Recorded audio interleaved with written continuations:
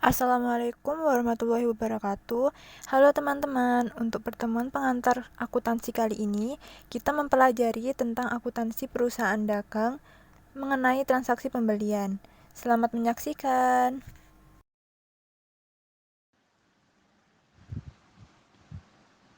Perusahaan dagang. Perusahaan yang kegiatannya membeli barang dan menjualnya kembali tanpa melakukan perubahan pada barang tersebut.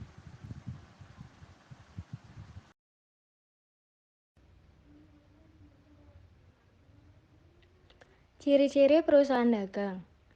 Perusahaan dagang bisa dibedakan dari jenis lain dengan melihat ciri-ciri khusus yang melekat dalam suatu perusahaan dagang. Ciri-ciri perusahaan dagang yaitu sebagai berikut. Yang pertama, pendapatan utamanya berasal dari penjualan barang dagangan. Yang kedua, sebagai perantara antara produsen dan konsumen. Yang ketiga, biaya utamanya berasal dari harga pokok barang yang terjual dan biaya usaha lainnya. Selain itu, antara barang yang dibeli dan barang yang dijual sama atau tidak ada perubahan.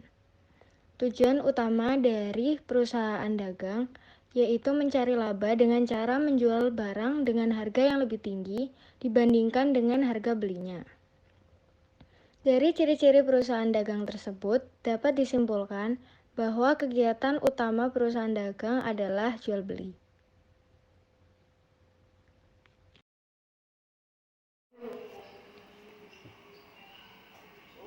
Contoh perusahaan dagang yang pertama swalayan.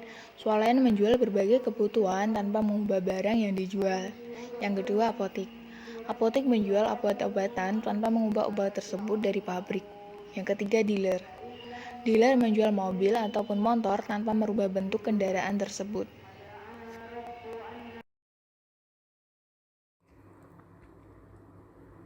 Kegiatan utama perusahaan dagang. Perusahaan dagang memiliki kegiatan utama sebagai berikut. Pembelian. Kegiatan pembelian pada perusahaan dagang meliputi pembelian aktiva perusahaan, pembelian barang dagang, dan pembelian barang lainnya yang berkaitan dengan kegiatan usaha tersebut.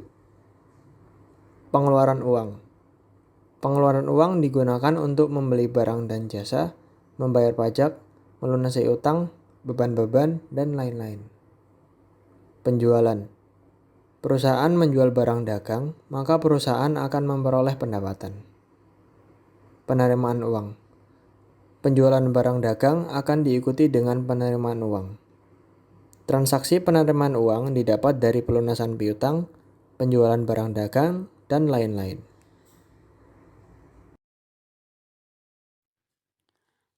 Alur transaksi pembelian.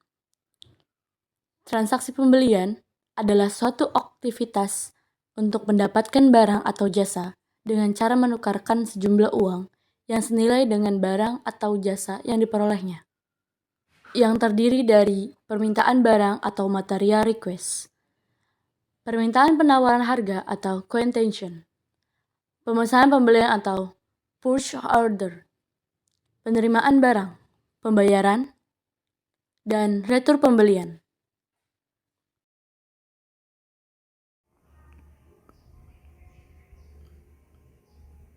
Yang pertama yaitu transaksi pembelian tunai. Transaksi pembelian tunai merupakan proses terjadinya transaksi pembelian yang dilakukan dengan cara pembayaran tunai. Para pebisnis retail dan perusahaan dagang kecil umumnya banyak yang menggunakan sistem persediaan perpetual yang terkomputerisasi. Berikut adalah contoh dari transaksi pembelian tunai. Diketahui pada tanggal 3 Juni 2018, perusahaan PT ABC melakukan pembelian bahan baku secara tunai dari toko Budijaya dengan total 2.510.000. Di jurnal dengan persediaan sebesar 2.510.000 masuk ke dalam debit dan kas sebesar 2.510.000 masuk ke dalam kredit.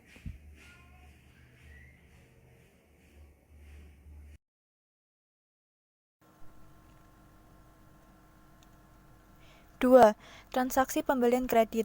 Pada saat pembelian barang secara kredit, maka perusahaan berhutang kepada supplier atas pembelian barang dagang yang akan diperdagangkan kembali nantinya oleh perusahaan.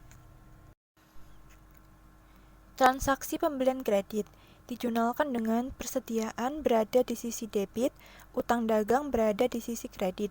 Untuk cara pencatatannya, perhatikan contoh berikut ini. Diketahui pada tanggal 4 Juni 2018, PT ABC melakukan pembelian barang dari toko Cemerlang Jaya secara kredit dengan total nilai 9.250.000 ditambah PPN 10%. Untuk perhitungannya, 9.250.000 dikali 10% sama dengan 925.000. Ini adalah nilai PPN.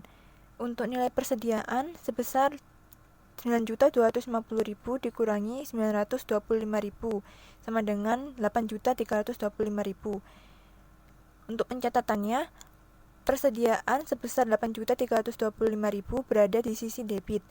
PPN sebesar 925.000 berada di sisi debit. Utang usaha sebesar 9.250.000 berada di sisi kredit. Next.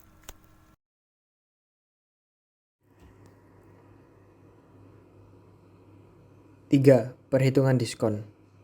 Untuk perusahaan atau badan usaha, diskon pembelian yang didapatkan oleh pembeli karena melakukan pembayaran faktur lebih awal bisa dilakukan dengan mengurangi harga pokok pembelian. Contoh soal. Perusahaan PT MKM sudah mengeluarkan faktur sebanyak 3 juta rupiah pada PT ABC di tanggal 12 Juni 2018 dengan diberlakukannya syarat 2/10 N/30. Lalu, tanggal akhir periode diskon sebanyak 60.000 baru bisa diperoleh di tanggal 22 Juni 2018. Perhitungan. Asumsikanlah agar bisa membayar faktur di tanggal 22 Juni 2018. PT ABC harus meminjam uang selama 20 hari periode kredit.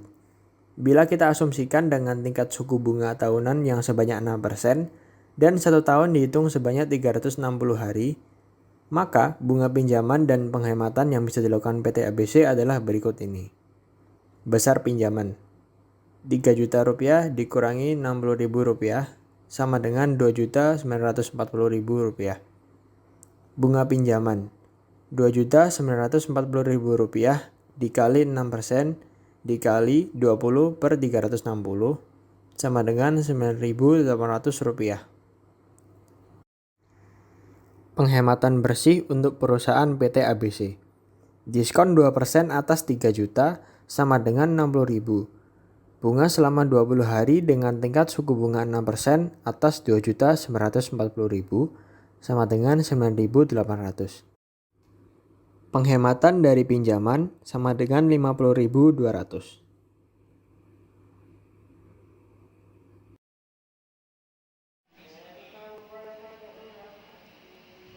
4.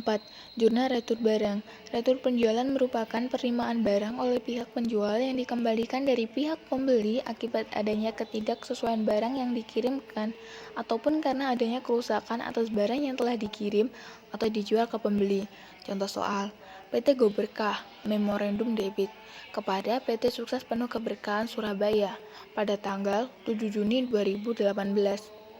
10 server network interface persatuan sebesar Rp900.000 sehingga debit sebesar Rp9 juta. Diketahui PT Go Berkah melakukan pencatatan pengembalian barang yang ditunjukkan pada memo debit di atas sebagai berikut. Utang usaha PT Sukses Penuh Keberkahan sebesar Rp9 juta pada sisi debit dan persediaan sebesar Rp9 juta pada sisi kredit.